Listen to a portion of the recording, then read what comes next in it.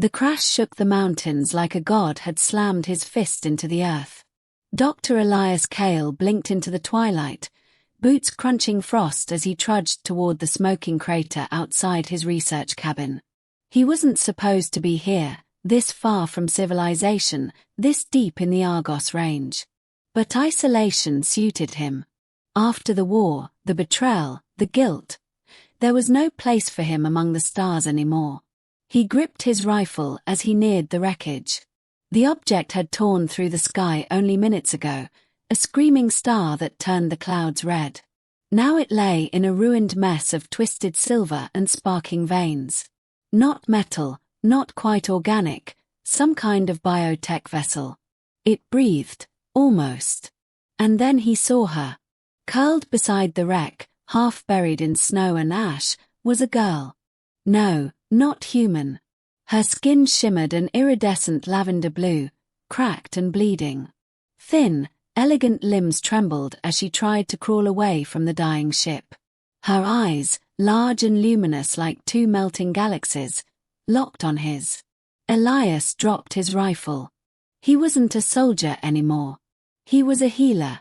He scooped her up without hesitation.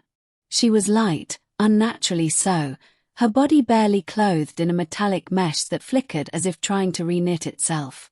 She hissed softly when he touched the gash on her side, then passed out cold in his arms. "Easy," he muttered, carrying her back toward the cabin. "You're safe now." Inside, Elias worked by firelight and instinct. The medkit was human, but pain was pain, blood was blood. Hers was silver and sticky, coagulating into tiny mirror-like scales. He cleaned the wounds, set her dislocated shoulder, and wrapped her in one of his thermal blankets. By the time the night deepened into silence, she was breathing steadily beside the hearth. He stared at her, still not believing what he'd seen. Her face was sharp but delicate, not quite humanoid. Hair like strands of starlight clung to her cheeks. What was she? Why had she come? Had she been fleeing someone, or something?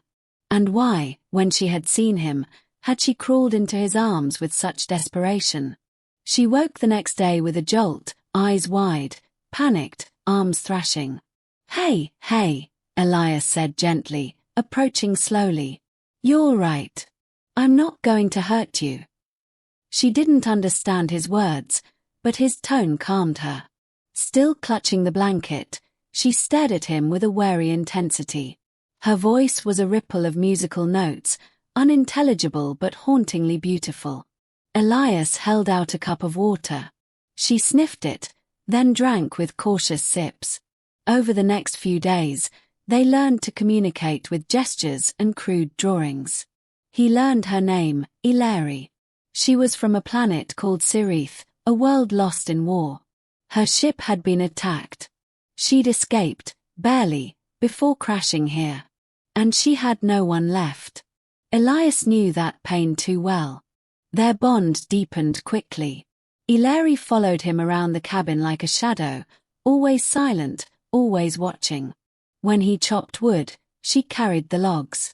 When he cooked, she sat beside the fire, mimicking his movements. The first time she laughed at his awkward dance to an old Earth song playing from a cracked speaker, Elias forgot, for just a moment, the weight he carried. At night, she curled up beside him, trembling unless she could feel his heartbeat. And once, in the middle of a snowstorm, she pressed her forehead to his and whispered in her melodic tongue. He didn't understand the words. But the meaning was clear: "Don't leave me." A month passed. Her wounds healed faster than human ones. But she didn't leave. She wouldn't let go. Elias built a translator with parts from her broken ship. It was crude, but it worked. One evening, as the fire painted gold on her skin, she asked, "You are alone. Why?" He looked away. "I made mistakes. People died. I couldn't save them. So I ran." "You have grief," she said softly. "But not guilt. Guilt lies." His breath caught. He hadn't spoken of the war in years. He hadn't let anyone close enough. But she had crawled into his arms. And stayed. He looked at her, then, truly looked. She wasn't just an alien girl anymore. She was someone who'd lost everything too, and still reached for warmth. The peace didn't last. The ship's signal, once dormant, reactivated. Within hours, the sky burned again. Not one, but 3 ships descended into the valley. Illyri stood at the window, rigid. "Hunters." "Yours?" Elias asked, grabbing his rifle. "No. Enemies. They followed the signal. They feed on survivors. They fled into the forest." Elias knew the terrain. Snow muffled their steps as they moved through the dark woods. Illyri kept close, one hand always touching him. But the hunters were fast. Inhuman. By morning, they were closing in. They reached an old mining tunnel Elias had mapped years ago. Inside, they caught their breath, pressed against the cold stone. Illyri looked at him, eyes glistening. "You run. I stay." "No," Elias snapped. "I won't leave you."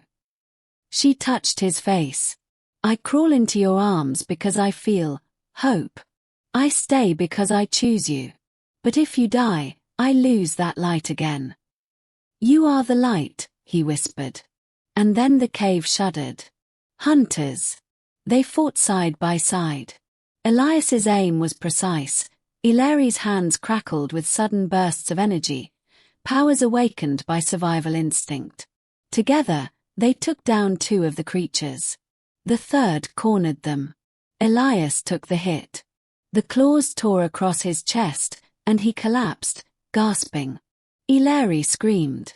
Not in fear, but fury. She unleashed a pulse that shattered the stone ceiling. The hunter was buried. Dust and silence fell. She crawled to Elias. And didn't let go. He awoke days later. Pain burned, but he was alive. Bandaged. Safe. She sat beside him, eyes rimmed with exhaustion. "You came back," he croaked. She nodded. "I carry you. Like you carry me." He smiled weakly. "So we're stuck with each other." "No," she said, voice trembling. "We choose each other."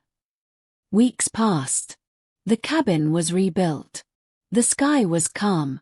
Sometimes they spoke of returning to the stars, to find her people or what remained.